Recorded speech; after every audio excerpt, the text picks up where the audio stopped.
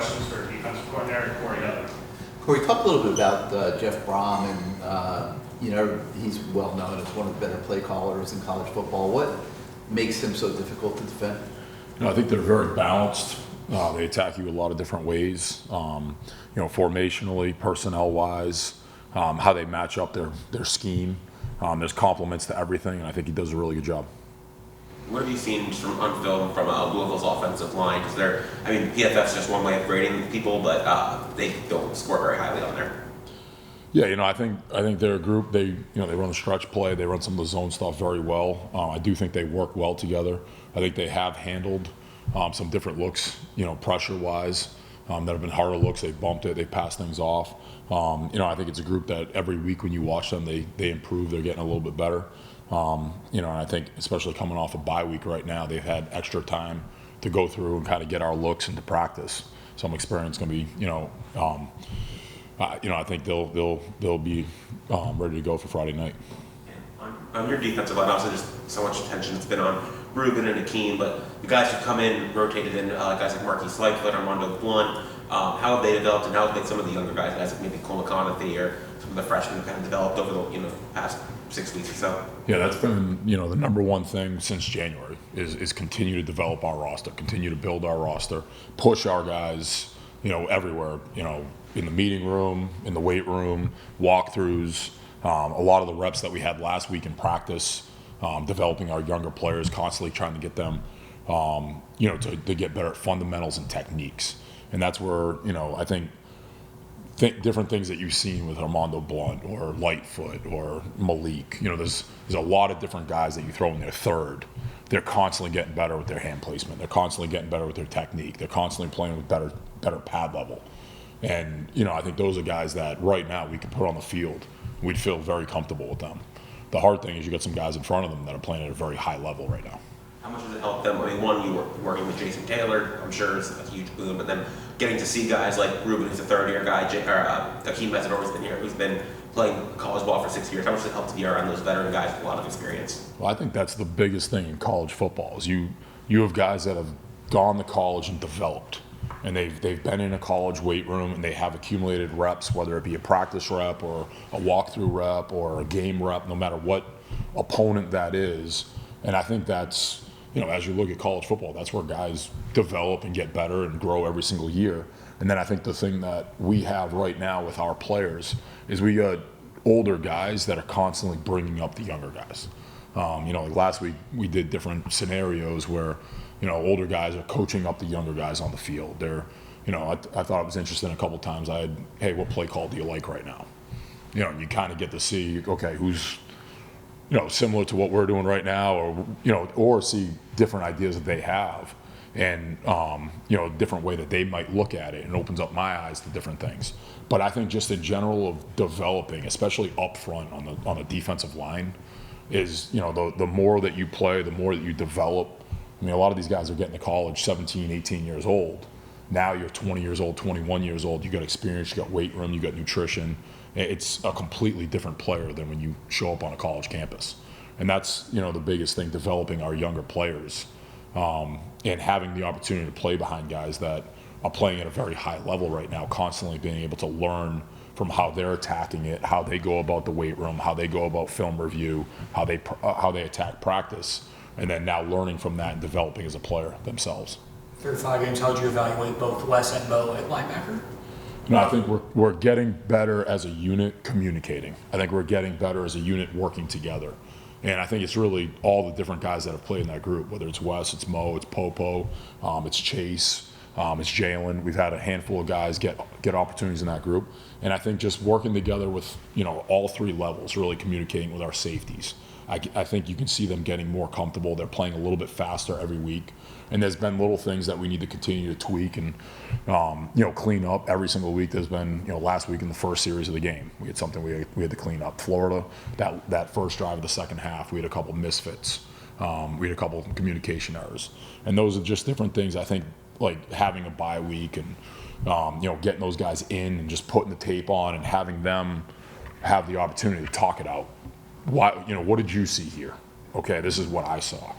Okay, and then now have us as a coach maybe step in. Okay, why did you see it that way? Why did you see it that way? And now I think guys that have had a lot of college experience now working together and becoming more experienced together, I think will only help those guys continue to play faster. But like Wes is a guy, like his hands, how physical he's playing right now, how he's pursuing the football. I think Mo's a guy that plays very, very fast. I think he's been more detailed with his eyes, and I think his game's constantly, going to the next level. And I think overall in the room, I think that it's been improving. What type of challenge does Louisville's skill on offense present? Yeah, I think they have really good players on the perimeter. I think the running back can hit a home run at any point. I mean, you kind of watch the JMU game, and all of a sudden it's 21-14. One play later, it's 28-14. At any point, he can have an explosive play. I look at the wide receivers on the perimeter are, they're dynamic and they're different style of players. I think one of them has like 7 or 8 touches a game, and he's a big play potential at any point. He goes up and challenges for those challenges for the ball in the air, and I just think he, between the way he runs and how big he is, he's going to be a challenge. And same thing, their slot. I think he's a dynamic player. They use him in the backfield. They use him out on the perimeter. They get him the ball in space. They run option routes, and he can take the top off. You see him, get vertical and get behind defenses at times. So I do think they do a really good job of using their players on the perimeter. You talked about young guys a few minutes ago. Another young guy who's come in immediately and made an impact, Bryce Fitzgerald. Just what did he have to do to basically hit the ground running and work his way into the rotation to get on the field so quickly? Yeah, he's a guy that, he joined us in the summer, and I just think, he attacked the playbook, he understood the concepts, understands multiple positions, so he has a really good idea of what's going on around him. What's the safety next to him doing, what's the linebackers in front of him doing, what's the corners doing in these plays, and I think that has helped him to play fast. And then I just think his ability to go attack the football is, it shows up in practice, and I think I've said it in the past. In camp, the ball always found him. It's kind of been the same thing in the season right now. The ball always finds him, and he makes the play. He attacks it, he high points it, and when it happens in practice, it happens on hopefully this week on Friday night, normally on a Saturday, and it's been something where I think in this style of defense, that's been a position where we've had guys make a lot of plays. And you can go back to last year, we had a freshman All-American. You can go back to the years before that, we had 3 safeties in a row that are all active and starting on NFL rosters. Even if you go all the way back to like JMU, we had safeties that were constantly around the football, constantly making plays at the line of scrimmage or in the backfield. And I think that's something that he's, understood the concepts and the scheme right away, and it allows him to play really fast. And I think that's one thing, is you can have young guys on this defense come in and contribute early on in their career, and I think that's something he's taken advantage of.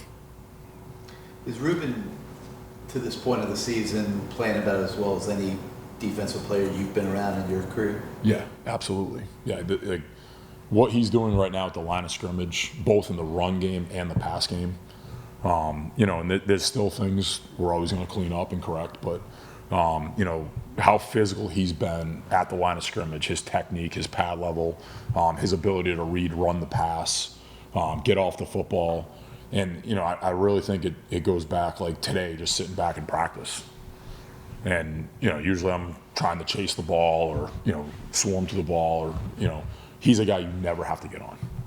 Like the way he practices on, Monday, the way he practices on Tuesday is exactly what you're going to get on the weekend or on Friday night or on Saturday. And, that's why he's playing at the level he's playing at right now. And he's constantly improving his hand placement. He's constantly improving his pad level, his separation, his ability to defeat the block and tear off. And, I think that's why he's playing at such a high level right now. And, obviously, I think there were 16, 17 pro scouts out there today, and it's drawing a lot of attention. How's that impacting Mesidor, who's playing at a pretty high level as well? Yeah, you want to talk about a guy that's going to be in the right spot. Like, that's what Mez is right now. Mez knows the calls. He knows what's going on around him. He's a very smart football player. And just the way that he attacked this offseason to put himself in the spot he's in right now, physically, taking care of his body with his nutrition, with the weight room. And then that's why he's playing at the level he's playing at right now. And he can do so many different things within the defense. You know, we can use him inside, we can use him outside. His ability to work off the edge. You know, he's dropped at different times, really both guys. And that's something where he just brings so much position value and versatility, where he's going to be a guy that's going to be successful no matter what happens, just because of the way he attacks it day to day and how he goes about the process. Corey, you worked with Kurt Zignetti at JMU. He got Indiana up to number 3 in the country right now. Is that looking at that, seeing how well he's done so fast there, is that surprising that he's able to turn around that program so fast? No, I think, it's how he goes about the process. It's how he goes about the day to day and that staff, and just knowing a lot of, even some of the players that they had that they took. That's just, what it was. It was all about the process every day and constantly focusing on that and getting better. So. Awesome one. Very nice coach. Thank you. Thank you guys.